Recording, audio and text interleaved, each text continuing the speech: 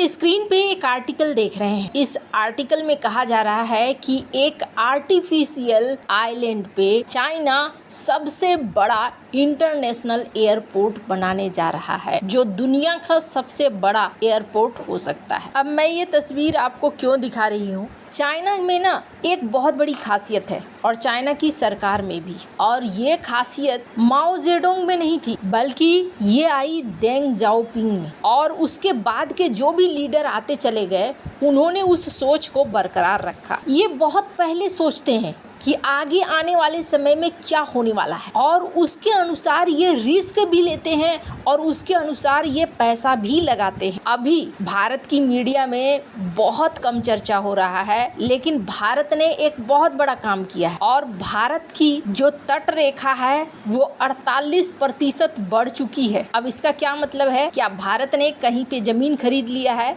क्या भारत ने किसी द्वीप पर कब्जा कर लिया है? 7 द्वीप भारत को मिले हैं और अचानक से भारत के जमीन पर ये बढ़ोतरी कैसे हुई है, जानेंगे। जियोपॉलिटिक्स में बहुत कुछ चल रहा है, हमेशा की तरह वर्ल्ड मिरर के इस एपिसोड में जानने को मिलेगा बहुत कुछ, इसलिए वीडियो को अंत तक जरूर देखें। चाइना की ना किस्मत बहुत अच्छी है और चाइना के साथ कुछ चीजें हैं जो प्लस में है। दुनिया उसे बुरी बोलती है, लेकिन कई बार अगर आप दूसरे एंगल से देखेंगे तो लगेगा कि वो बिल्कुल सही ही है। अब ऐसा क्यों? इसका एक बड़ा उदाहरण देखिए। माओ जेडोंग के हाथ में जब तक सत्ता रही तब तक वो अपने हिसाब से चलते रहे, उन्होंने कभी दूर का नहीं सोचा। और परिणाम क्या हुआ? परिणाम ये हो गया कि चाइना भूखमरी के दलदल में घुसने लगा। इसके अलावे माओ जेडोंग की नीतियों से जमीनें बंजर होने लगी, बर्बाद होने लगी। चाइना की किस्मत, माओ जेडोंग के बाद डेंग जाओपिंग आते हैं और उसके बाद से चीज़ें बदलनी शुरू होती है। इकोनॉमी इनका बेहतर होने लगता है और जब इकोनॉमी बेहतर होने लगता है इनके पास पैसे आने लगते हैं,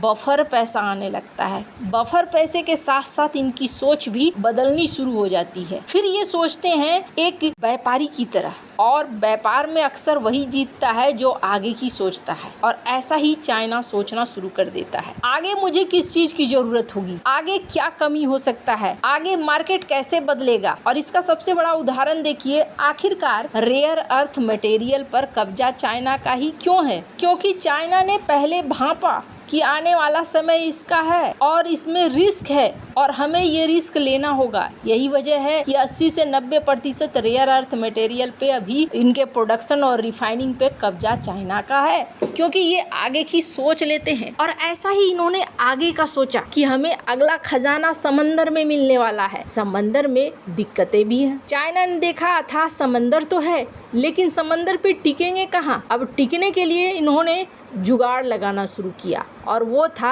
आर्टिफिशियल आइलैंड बना दो, फिर वहाँ सैन्य बेस बना दो। पहले बोलो कि हम समंदर में सामान्य काम करने के लिए आए हैं, फिर जब एक बार को बेस बन गया, सब कुछ हो गया, फिर दावा ठोकना शुरू कर दो वहाँ की जमीन पे, वहाँ के समंदर के पानी पे। मछली मिलेगा फ्री में, मिनरल, तेल, गैस, ये सब कुछ मिलेंगे फ्री में। तो यहाँ पर इन्होंने साउथ चाइना सी के बहुत सारे इलाकों में आर्टिफिशियल आइलैंड बनाना शुरू कर दिया और अभी एक बेहतरीन उदाहरण वो देने जा रहे हैं, दलियान जिनझोवान इंटरनेशनल एयरपोर्ट। ये वो बनाने जा रहे हैं। कहा जा रहा है करीब 21 वर्ग किलोमीटर के क्षेत्र में ये फैली होगी, 4 रनवे होगा और इसके निर्माण में कुल $4.5 बिलियन खर्च होंगे। और पूरा कब तक होगा? अगर आपके दिमाग में है कि ये पूरा होगा 2050 तक, नहीं, 2035 तक ये पूरा होने की पूरी योजना बनाकर बैठे हैं। और ऐसा नहीं है कि भारत की तरह है कि डिले होता चला गया तो होता ही चला गया। यहाँ पर बहुत ज़्यादा डिले नहीं होता है। कई बार ये देखने को मिला है कि 5 साल है मतलब 5 साल ही है किसी परियोजना के लिए, और ये दिखलाता है कि चाइना आगे की सोच सकता है। अब ये बातें मैं अभी क्यों बता रही हूँ? अभी अगर आप देखेंगे ना, भारत की मीडिया में बहुत कम डिस्कस हो रहा है, जबकि ये खबर 1 महीने से चलता चला आ रहा है, लेकिन बहुत ज़्यादा इसमें चर्चा नहीं हो रही है। अगर हम लोगों से पूछा जाए कि अच्छा भारत की कोस्ट लाइन कितनी लंबी है, तो किताबों में हमने यही देखा 7,516 किलोमीटर। लेकिन अगर कहा जाए कि नहीं, अब भारत सरकार ने इसे बढ़ा दिया है और बढ़ाकर ये हो गया है 11,098 किलोमीटर। अच्छा खासा बढ़ गया, करीब करीब 48% बढ़ चुका है।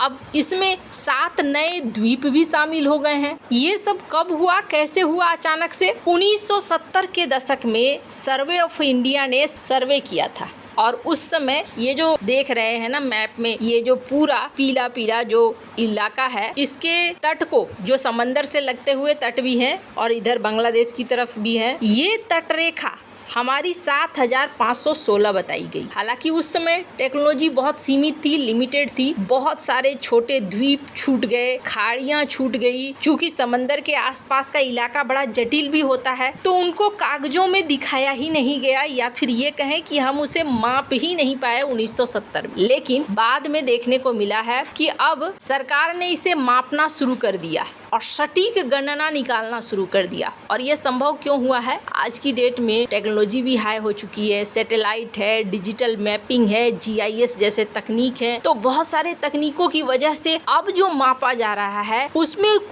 कुछ ऐसे भी द्वीप थे, कुछ ऐसे भी इलाके थे जो हमारे थे, लेकिन कई सारे द्वीप हैं, कई सारे खाड़ियां हैं जो कागजों में है ही नहीं। और जब कागज में नहीं है तो पता भी नहीं है कि भाई ऐसा कोई द्वीप भी है, वहाँ कोई रह भी रहा है या फिर किसी तरह की वहाँ पर गतिविधियाँ चल रही हैं। लेकिन अब नए टेक्नोलॉजी से संशोधन किया गया और सही तरीके से मापा गया कि इस बार कुछ भी न छूटे।